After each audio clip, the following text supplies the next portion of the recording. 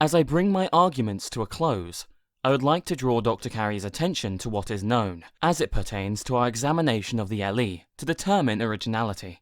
First, we can document from Eusebius's histories the existence of apostolic churches in Africa, Arabia, Armenia, Asia, Bithynia, Cappadocia, Cilicia, Crete, Egypt, Galatia, Gaul, Greece, Italy, Libya, Palestine, Phoenicia, Phrygia, Pontus, Sicily, Syria, and Thrace. Furthermore, churches specific to those regions to include Corinth, Galatia, Philippi, Thessalonica, Rome, Alexandria, Antioch, and Smyrna all originated in the 1st century. Thus, we know there were churches throughout the known world. We can also document the polity of these churches, explaining how they were set up and organized.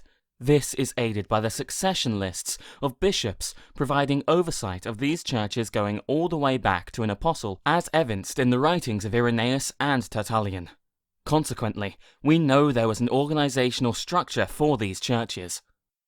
The letters of Paul, Ignatius of Antioch, and Polycarp of Smyrna establish early communication between the apostolic churches using a known system employed by Cicero in his letters to Atticus. Therefore, we know how the churches communicated with each other. We can even document a historical case study in the 2nd century, where Marcion accused the apostolic churches of interpolating specific passages into the Gospel of Luke, and how the apostolic churches authenticated its textual readings as the original wording of the text. So, we also know there was a historical criterion applied to scriptural readings to determine originality. Both Tertullian and Irenaeus document that the authentic writings can be examined at the apostolic churches where they were publicly read to the congregations. Since we know where these churches were located, how they were organized, who the bishops were that provided oversight, how the churches communicated with each other, what objective criterion was applied to readings to determine authenticity, and where the official scriptures were publicly read to the congregations, we have an objective framework to begin our investigation to determine the authenticity of the LE. In the face of such an elaborately detailed and objective framework, it is puzzling why scholars like Birdsall, Metzger, Ehrman, and Dr. Carrier continue to ignore what the apostolic churches have said for a postmodern narrative created in the late 18th century. The only possible explanation leads us to believe that even though their theories have been falsified, it appears to indicate that the empirical data presented by the churches goes against their worldviews. All I have done is reiterate what the apostolic churches have documented in their writings, which cover the questions of who, what, when, where, and how, questions that have yet to be answered for their interpolation theories on the LE. Dr. Carrier has asked, where is this ancient documentation on the state of any apostolic church's text of Mark? Allow me to clarify several points for Dr. Carrier. First, it was only noticed in the 4th century, circa 320, that there were copies of Mark that didn't have the LE, which was duly noted by a church historian, Eusebius, and passed on as a footnote. The Greek texts of Vaticanus, circa 325, and Sinaiticus, circa 350, confirm this point, but these texts cannot establish a legal chain of custody to the official Greek apostolic churches. Therefore, these texts cannot be shown to witness to the received readings of the church. Erasmus references the Vaticanus manuscript in the preface to his 1535 edition of the Textus Receptus, and he condemns it. 350 readings from it were made available to him, and he rejected them on the grounds that they did not follow the scripture citations of the Orthodox Fathers like Chrysostom, Gregory Nazianzus, and Gregory of Nyssa.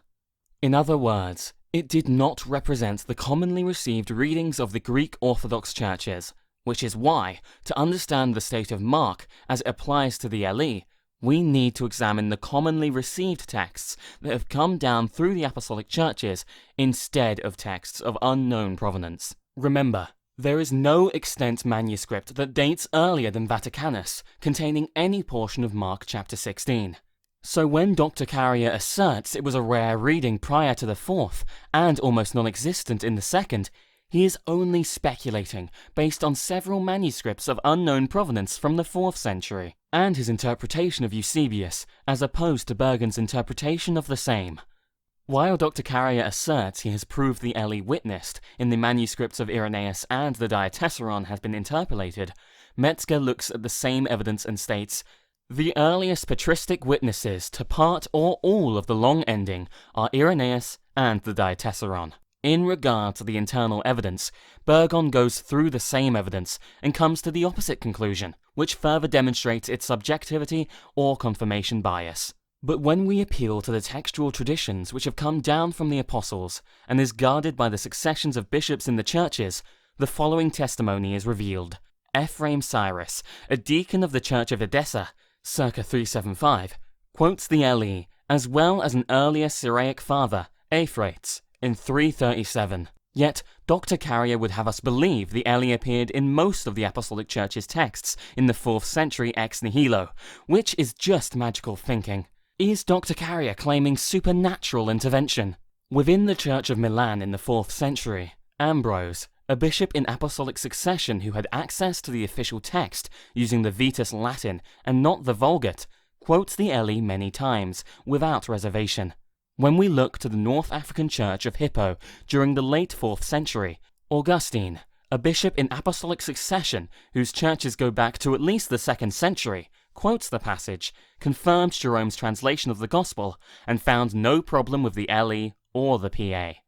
Jerome affirms in the preface to his Gospel revision that the Latin was revised in comparison with only Old Greek manuscripts, and the object of his revision had been to restore the Latin to the form of the Greek original.